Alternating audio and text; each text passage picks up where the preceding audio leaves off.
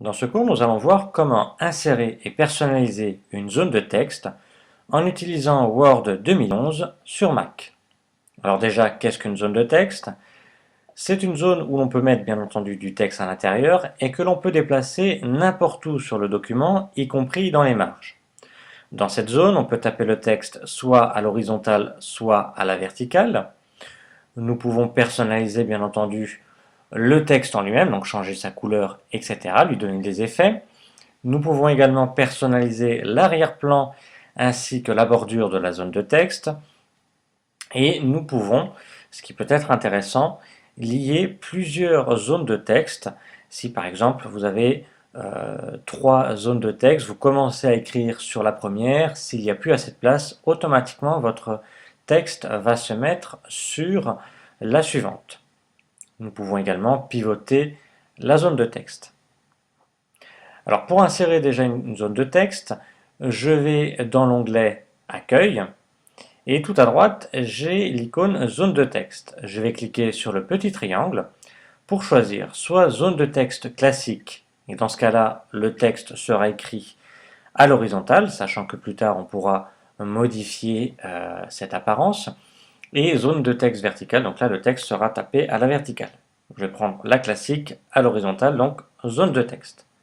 Automatiquement, quand je place ma souris sur ma feuille, justement, le symbole de la souris a changé. Je n'ai plus qu'à tracer ma zone de texte en cliquant en laissant appuyer et en bougeant ma souris pour ici définir la grandeur de ma zone de texte. Bien entendu, plus tard, je pourrai la modifier. Je lâche le clic et automatiquement, vous voyez, ma zone de texte est créée, mon curseur est à l'intérieur et je n'ai plus qu'à taper mon texte. Donc, si je tape hop, texte, tout simplement. Si je veux maintenant personnaliser cette zone de texte, je vais la sélectionner en cliquant sur une bordure ici pour ne pas qu'il y ait le curseur à l'intérieur. Donc je clique sur les 4 flèches de déplacement, ce qui me permet donc de la sélectionner et de ne plus avoir donc le curseur à l'intérieur. Puis je vais aller dans l'onglet Format qui est apparu ici à côté d'Accueil. Il apparaît parce que la zone de texte est sélectionnée. Vous voyez, je la désélectionne et le menu Format disparaît. Je resélectionne ma zone de texte et j'accède donc au format, aux paramètres de la zone de texte. Donc je clique sur l'onglet Format et j'ai en premier ici le style de forme. Donc là, j'ai différentes couleurs d'arrière-plan et de bordure déjà prédéfinies. Je n'ai plus qu'à cliquer dessus pour que ma zone de texte se personnalise. Je peux faire défiler avec les petits triangles ici. Vous voyez des couleurs de fond différentes avec des bordures différentes. Et si je veux voir toute la liste, au lieu de me déplacer avec les petits triangles, eh bien je vais cliquer sur le triangle du bas, ce qui me fait apparaître l'ensemble ici des personnalisations d'arrière-plan et de bordure de ma zone de texte. Je n'ai plus qu'à cliquer sur celle voulue et la personnalisation se fait. J'ai également tout en bas la possibilité de pousser ces personnalisations en cliquant sur Autre option. Et là, je vais pouvoir modifier ici la couleur, choisir un dégradé, choisir une image à l'intérieur. Je vous le déconseille puisque ça va alourdir le contenu et le texte ne sera moins visible, bien entendu. Le motif, etc. Vous avez tous les paramètres à gauche également. Là, je clique sur Annuler.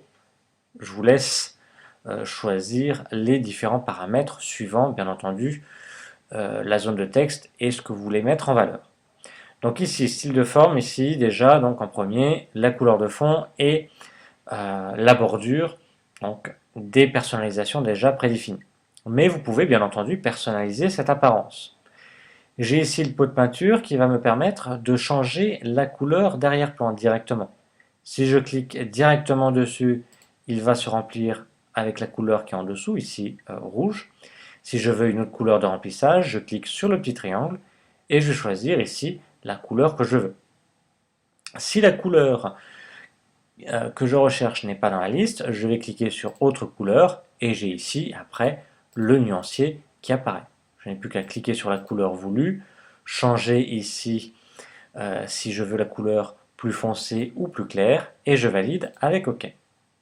Je retrouve toujours pareil ici sur le petit triangle du pot de peinture concernant l'arrière-plan, la possibilité de mettre un motif et des textures. Donc je reviens ici au même endroit que tout à l'heure. J'ai ici un trait pour modifier justement la bordure tout autour. Pareil, si je clique directement là, il va me mettre une bordure bleue puisque c'est la couleur actuelle. Sinon, je clique sur le petit triangle et je vais choisir ici la couleur que je veux. Je peux aussi changer son épaisseur, toujours pareil au même endroit. Je vais la mettre un peu plus épaisse. Et ici, par défaut, vous voyez, c'est une bordure continue. Je peux très bien lui dire que ça soit une bordure discontinue, des pointillés, des traits, etc. Même principe, je peux avoir d'autres couleurs et je peux rajouter des effets sur la ligne. Donc je reviens ici dans le deuxième menu, les traits, je retrouve le style, donc l'épaisseur, les pointillés ou pas, et différentes personnalisations que vous pouvez tester. Vous avez également la possibilité de mettre un effet sur l'ensemble de la zone de texte, donc une ombre, un effet biseau, etc. Donc je clique ici sur effet, je vais sur ombre, un sous-menu apparaît puisque j'ai un petit triangle, une petite flèche, et je vais cliquer sur l'ombre voulue et automatiquement ma zone de texte se change automatiquement. Si je veux enlever ici un reflet ou une ombre, etc., et bien tout en bas, j'ai aucune ombre ou aucun reflet, etc. J'ai ici le niveau de transparence de ma zone de texte. Par défaut, elle est opaque, mais je peux cliquer, laisser appuyer et déplacer ce petit curseur et lâcher pour que ma zone de texte devienne plus transparente. Donc ça, c'est utile quand on superpose différents éléments ou qu'on veut justement, qu'on veuille modifier cette couleur rapidement comme ça. J'ai également donc la possibilité de modifier le style du texte ici. Donc j'ai différents styles déjà prédéfinis. Je vais cliquer ici sur accès rapide ici et j'ai différents styles de texte déjà prédéfinis. Alors attention de ne pas en abuser puisque ça va alourdir votre zone de texte. Votre texte risque de ne pas être lisible suivant la couleur que vous avez choisie. Vous voyez ici le blanc, ce n'est pas lisible, donc je peux toujours changer. Je peux également personnaliser moi-même cette couleur, donc ici j'ai le A donc pour la couleur du texte en lui-même, et même principe que pour le trait, j'ai ici la couleur de contour de mon texte, ainsi que l'épaisseur et, si je veux, un trait continu ou discontinu. Je peux également rajouter un effet sur ce texte, donc pareil, un effet d'ombre, un reflet, etc. Pareil, je ne vous conseille pas d'en abuser puisque là aussi, ça sera pas très lisible. Par défaut, quand on tape un texte dans la zone de texte, il se place en haut à gauche. Mais je peux très bien le mettre au centre, à droite, etc. Pour modifier l'apparence du texte, l'alignement du texte, j'ai ici dans la rubrique zone de texte un petit aperçu de la zone de texte ici. Je vais cliquer dessus et je peux le mettre donc en haut, au milieu ou en bas. Ça, c'est l'alignement vertical. Pour l'alignement horizontal, c'est le même principe que pour un texte classique. Je vais sélectionner mon texte, je reviens sur accueil et je vais ici le mettre au centre, à droite, etc. Je le désélectionne, je vais sélectionner l'ensemble de la zone de texte en cliquant sur les bordures. Je reviens dans l'onglet format.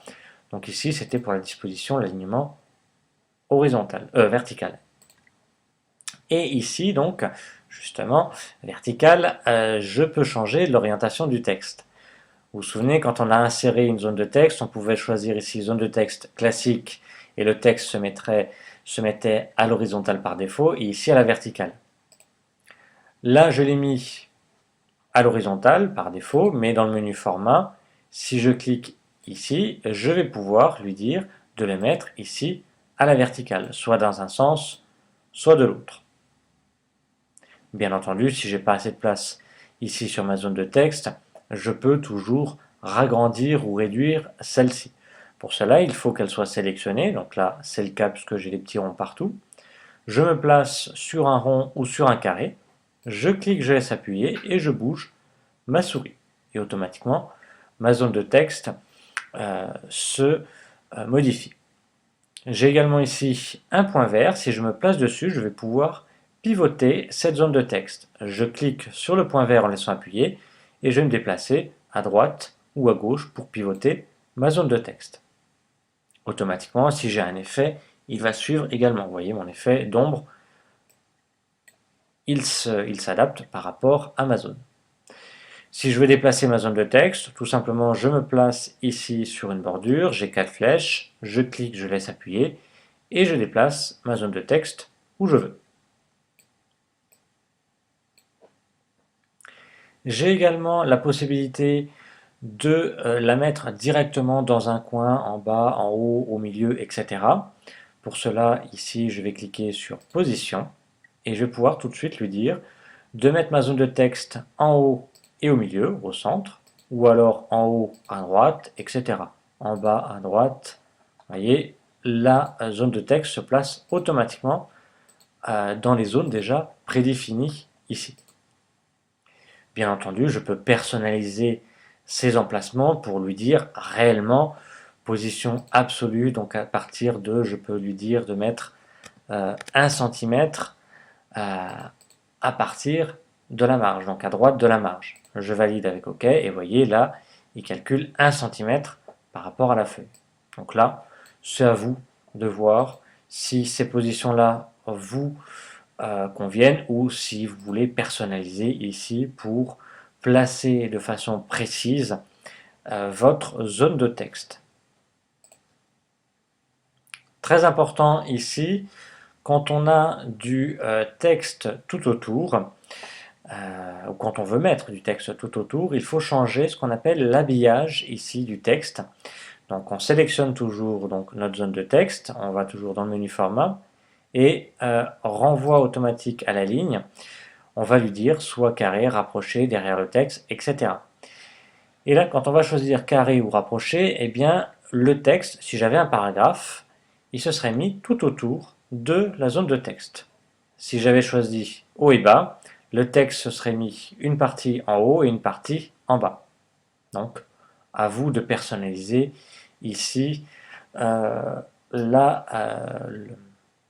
l'habillage du texte. Donc c'est le même principe, je vous le renvoie, je ne vais pas aller dans les détails, mais je vous renvoie ça au cours, je vous renvoie au cours d'insertion et de personnalisation d'images sous Word. C'est le même principe, on place notre image dans un texte et le but c'est d'avoir le texte tout autour. Donc là c'est le même principe avec la zone de texte, on retrouve ici l'habillage. On peut ici le mettre, cette zone de texte la mettre en premier plan, en arrière-plan, etc. Donc ça dépend si on superpose plusieurs formes, plusieurs zones de texte ou des formes. Donc c'est là où on va pouvoir lui dire de le mettre au premier plan, au deuxième plan, etc. Nous retrouvons ici différents types d'alignement pour tout de suite la mettre à gauche, à droite, au centre, etc. Je retrouve ici sa taille, donc je peux là aussi l'agrandir de cette façon, agrandir, réduire sa hauteur et sa largeur. Si je veux qu'elle conserve ses proportions, il faut que je coche cette case-là et automatiquement quand je vais agrandir la hauteur, eh bien la largeur va s'agrandir de façon proportionnelle. J'ai ici pour pivoter ma zone de texte, donc là pivoter à 90 degrés dans le sens horaire et anti-horaire, ou toujours pareil ici avec le petit point vert. Et la dernière chose qui peut être très utile, c'est ici créer une liaison. Donc ici, je la mets à droite, je vais la réduire pour bien vous montrer. Hop. Si j'ai plusieurs zones de texte, je vais en créer une deuxième, donc il faut impérativement en avoir minimum 2. Donc zone de texte, voilà, je la crée ici.